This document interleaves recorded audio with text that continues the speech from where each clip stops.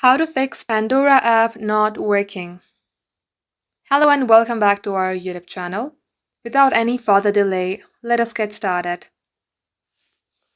First and foremost, if your Pandora application is not working, then you have to update your app. Head over to your Play Store and at the top search bar, type in Pandora. If your app shows update, you need updation of your app. Tap on update.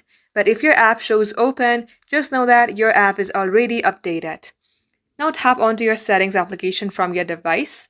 Here scroll below onto apps and search for Pandora. For instance, if this is my Pandora application, here you have to tap onto storage under usage and clear the cache if you have any. Also tap on clear data, and before clearing the application's data, make sure that you remember your username and your password. Now go back and tap on force stop here, then tap on OK. Once you do all that, this shall fix your app not working problem. Thanks for watching the video till the very end. If it had helped you in any ways, then do like and subscribe.